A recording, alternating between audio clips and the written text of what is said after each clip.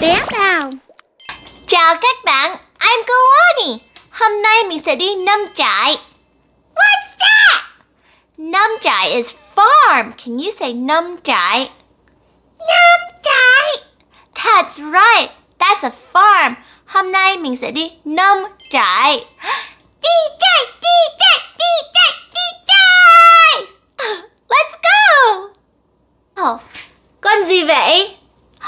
That's con bò. That's a cow. Can you say con bò? Con bò. That's right. Con bò is a cow. Do you know what sound con bò makes? That's right. Đúng rồi. Con bò says moo. Can you say moo with me? Moo. That's funny. Moo. Con bò. Cow. Con bò. What's today? Number of the day. Số của hôm nay là số gì? Let's see. 1, 2, 3, mở. Số 5. Number 5 là số 5. Do you know what animal this is? Em biết là con gì không? Đúng rồi, là con gà. It's a chicken. Can you say con gà with me? Con gà. That's right. Con gà. It's a chicken. Do you know what sound con gà makes? Yes. Can you do it with me? Let's put your hands like this and cluck, cluck, cluck, cluck, cluck, cluck, cluck, cluck. Flap your wings. Cluck, cluck, cluck, cluck, cluck, cluck, cluck. So silly. Con gà. Chicken. Con gà. What's this? It's a duck. Con vịt. Can you say con vịt? Con vịt. What sound does the con vịt make? Bah. No, that's not it. That's for a sheep. How about moo? No, that's a cow. Maybe quack, quack. That's right. Con vịt says quack, quack, quack, quack, quack. Quack, quack, quack, quack, quack, quack. Quack, quack, quack. Is that mother duck? Mother duck said quack, quack, quack, quack. Mother vịt said quack, quack, quack, quack. So all of the little con vịt has to go back. Bye-bye. Con vịt. A duck. Quack, quack, quack. Con vịt.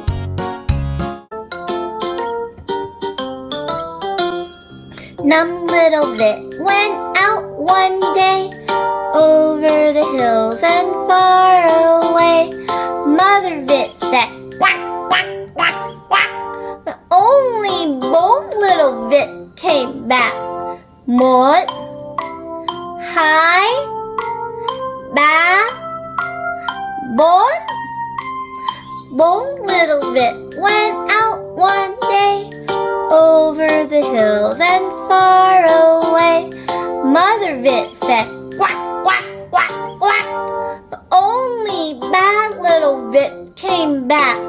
1, 2, 3.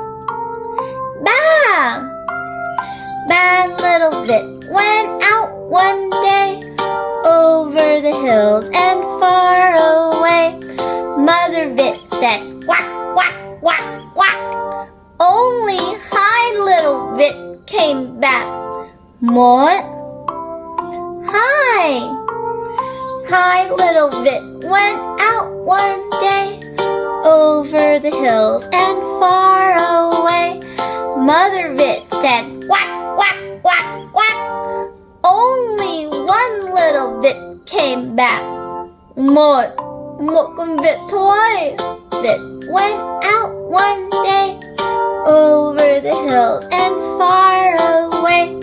Mother vit said quack, quack, quack, quack. But none of the little vit came back. Buồn quá. Con vịt đâu rồi? Mother Vit went out one day over the hills and far away. Mother Vit said, quack, quack, quack, quack. And all of the little Vit came back. 9 little Vit went out one day over the hills and far away. Mother Vit said, quack, quack, quack, quack. And all of her little Vit came back. Yay! Con gì vậy? What animal is that? It's fluffy and so cute. Dễ thương quá. That's right. Đúng rồi, là con cừu. That's con cừu. Can you say con cừu with me? Con cừu. That's a sheep. Do you know what sound con cừu makes? Đúng rồi. Ba. Can you say ba? Ba. Ba. Ba. Con cừu says ba. Con cừu, sheep. Con cừu.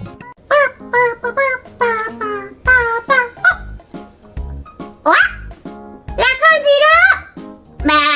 À, là con cừu. It's a sheep. Bà. Em có thể nói bà với em không? Bà. Bà. Bà. Bà. Bà. Wow, con này là con gì vậy? What animal is this? It has a long tail and it runs very fast. Đúng rồi, là con ngựa. That's a horse. Can you say con ngựa with me? Con ngựa. Con ngựa. Con ngựa. Do you know what sound con ngựa makes? Đúng rồi. Neigh. Can you say neigh with me? Neigh. That's like a horse. Neigh. Con ngựa, a horse. Con ngựa.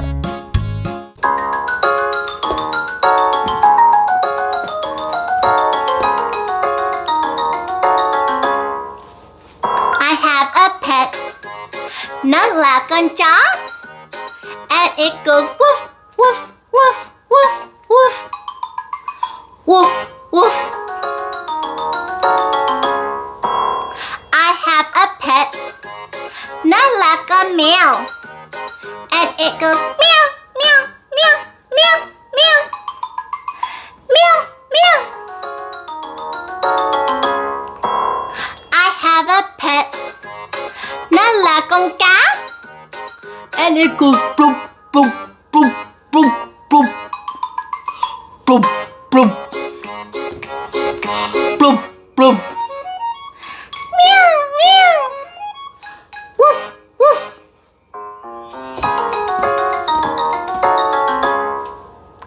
I have a pet.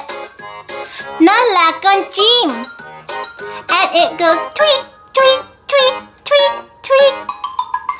Tweet, tweet. I have a pet. Nó là con ngựa. And it goes neigh, neigh, neigh, neigh, neigh. Neigh, neigh. I have a pet. Nó là con cừu. And it goes ba, ba, ba, ba, ba. Ba, ba. Ba, ba. Neigh, neigh. Tweet, tweet.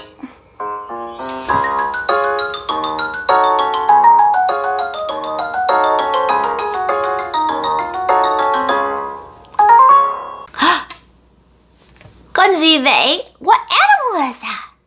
It's got a curly tail and it's very round. Đúng rồi, là con heo. It's a pig. Can you say con heo? Con heo. Do you know what sound con heo makes? Đúng rồi. Oink, oink. Can you put your nose up? Để mũi lên.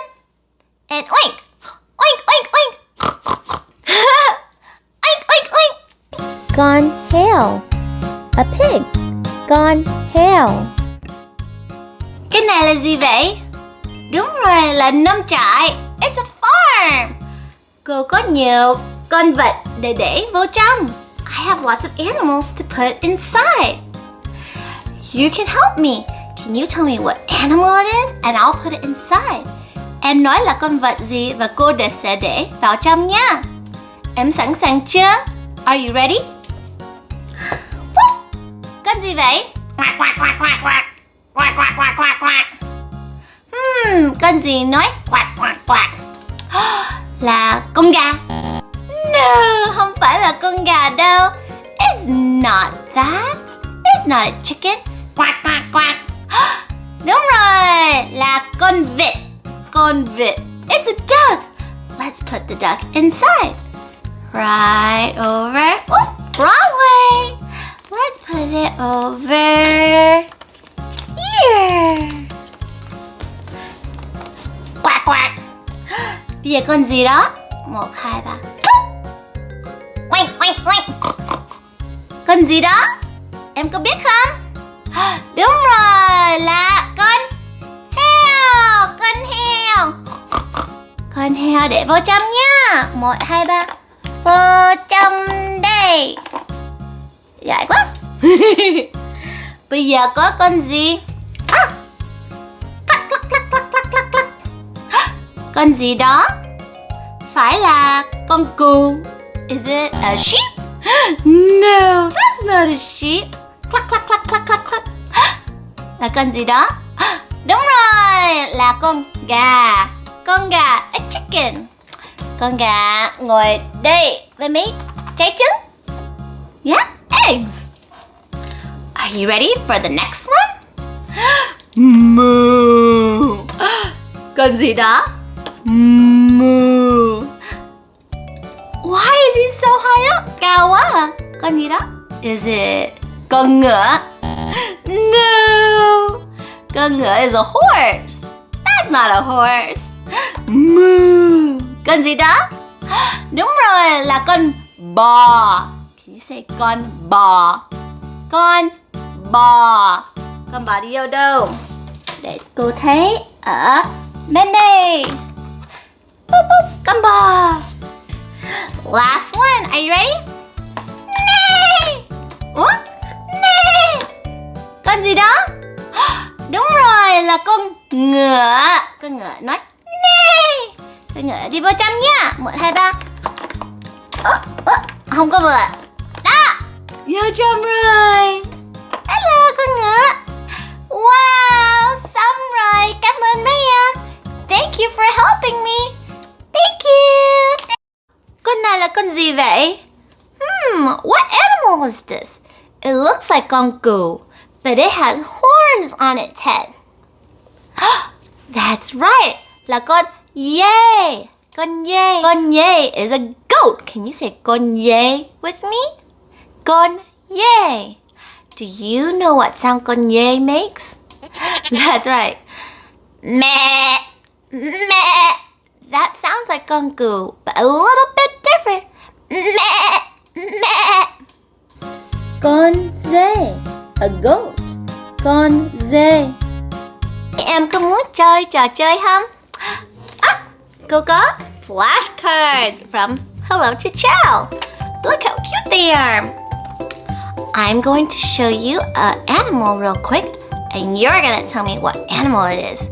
Mấy em sẵn sàng chưa? Are you ready? 1, 2, 3. Em có thấy không?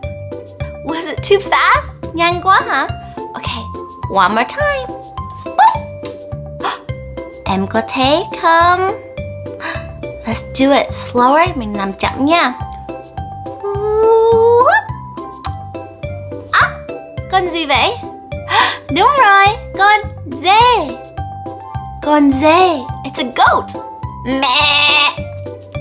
Ok, mình sẽ làm con vật nữa nha. 1, 2, 3. Em có thấy không? Làm một lần nữa nha. Did you see it? Ok, mình làm chậm nha.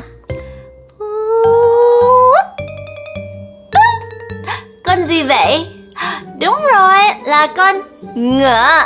It's a horse. Con ngựa.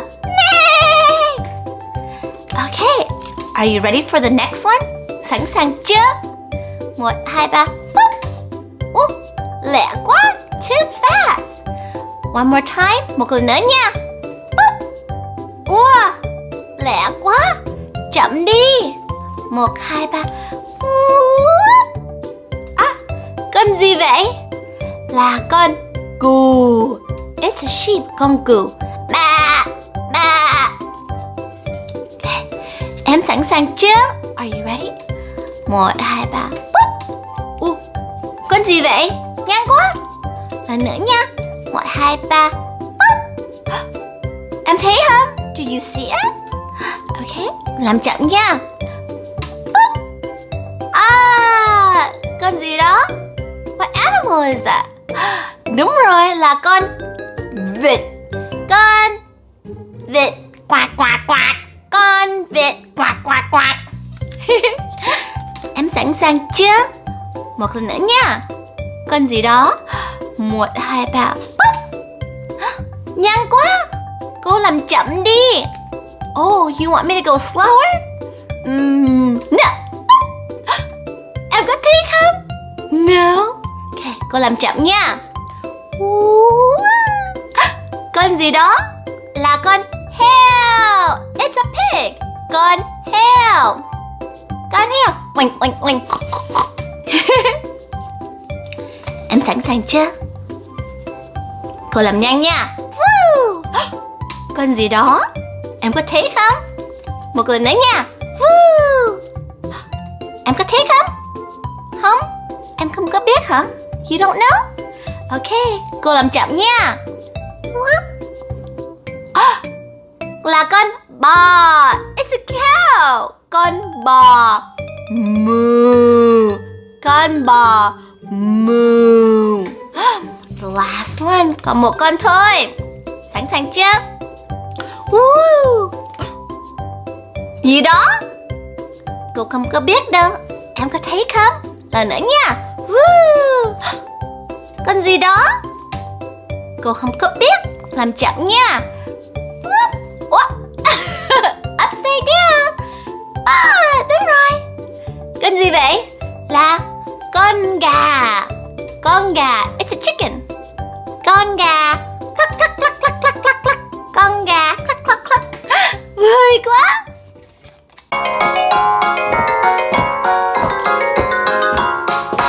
Old MacDonald has a farm, E-I-E-I-O. And on that farm he has gone hail, E-I-E-I-O. With an oink oink here and an oink oink there. Here oink, there oink, everywhere oink oink. Old MacDonald có nông trại, E-I-E-I-O.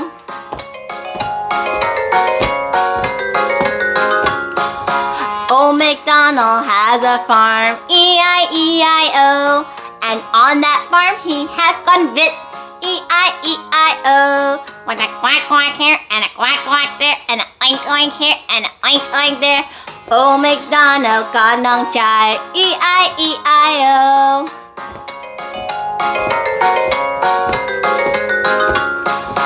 Old MacDonald has a farm, E-I-E-I-O. And on that farm he has con ngựa, E-I-E-I-O. With a neigh-neigh here and a neigh-neigh there and a quack-quack here and a quack-quack there and an oink-oink here and an oink-oink there. Old MacDonald có nông trại, E-I-E-I-O.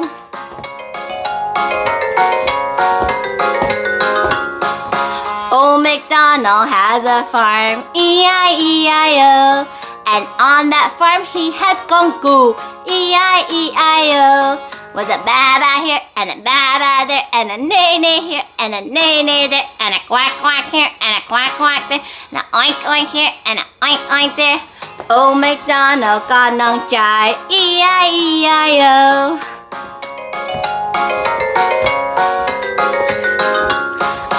Old MacDonald has a farm, E-I-E-I-O. And on that farm he has gone baa, E-I-E-I-O. With a moo-moo here and a moo-moo there and a ba-ba here and a ba-ba there there, and a neigh neigh here, and a neigh neigh there, and a quack quack here, and a quack quack there, and a oink oink here, and a oink oink there. Old MacDonald con non chạy, E-I-E-I-O.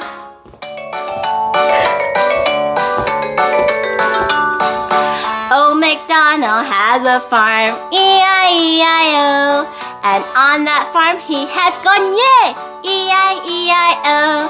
With a meh-meh here, and a meh-meh there, and a moo-moo here, and a moo-moo there, and a ba-ba here, and a ba-ba there, and a neigh-neigh here, and a neigh-neigh there, and a quack-quack here, and a quack-quack there, and an oink-oink here, and an oink-oink there. Old MacDonald con non chạy, E-I-E-I-O.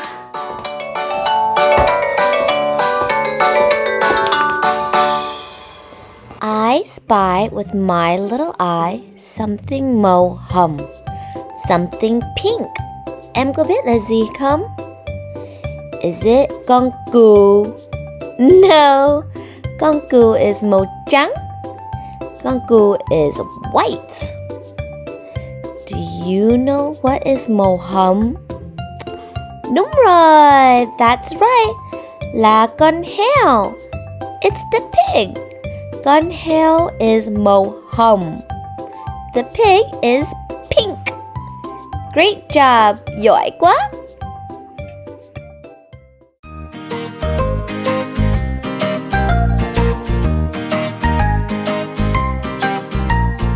Gemma's Farm Adventure, Số và Thư Vật, written by 𝗃𝗲𝗿𝗶, illustrated by Priscilla Innes. Hôm nay em đi ra nông trại, không biết sẽ thấy thứ vật gì. Bạn đi theo để đếm tất cả thứ vật với em.